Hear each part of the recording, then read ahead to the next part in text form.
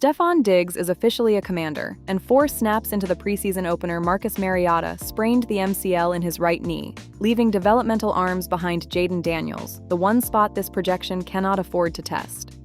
In July, we said Washington was the rare bounce the market had already paid for, 2 flags pointing up, a price that assumed them, and the actual variance living in 2 first-time coordinators and 1 healthy franchise quarterback.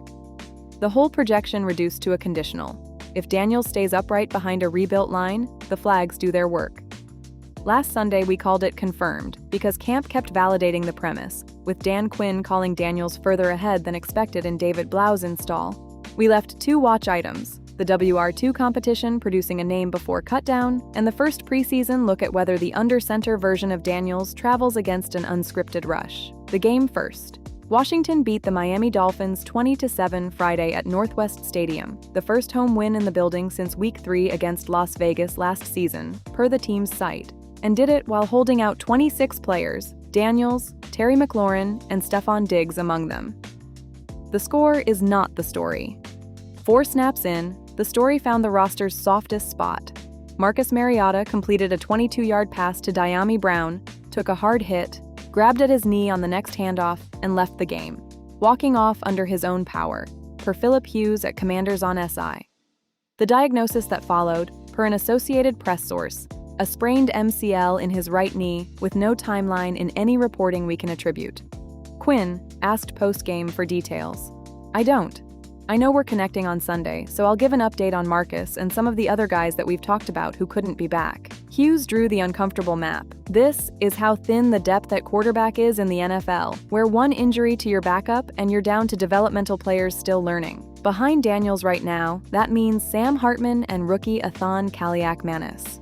No outside addition had been reported as of Sunday. What the rest of the night showed was mostly encouraging, with the standard preseason discount.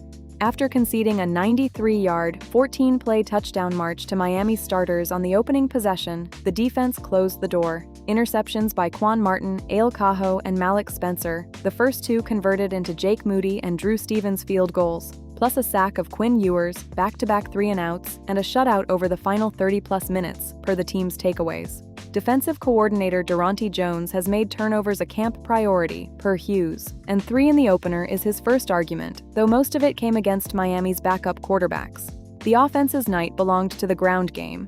174 rushing yards, Katron Allen carrying 23 times for 85 yards and a touchdown, and undrafted rookie Robert Henry Jr. adding 75 yards on 12 carries, his 22-yard score coming behind a block from 6th-rounder Matt Golban.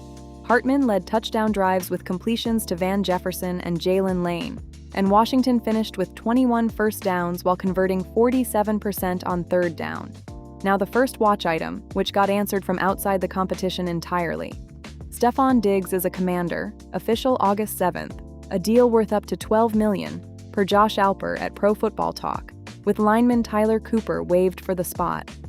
At Wednesday's joint practice against Miami in Ashburn, Diggs and McLaurin won all of their one-on-ones against the Dolphins' secondary, and the team's notebook described Diggs as smooth as a route runner. He has called himself the best number 2 receiver in the NFL, and in the room the July preview called the roster's thinnest bet. The title is now his to hold.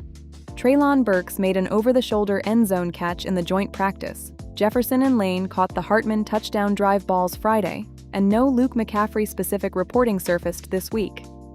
The second watch item carries over, because Daniels sat.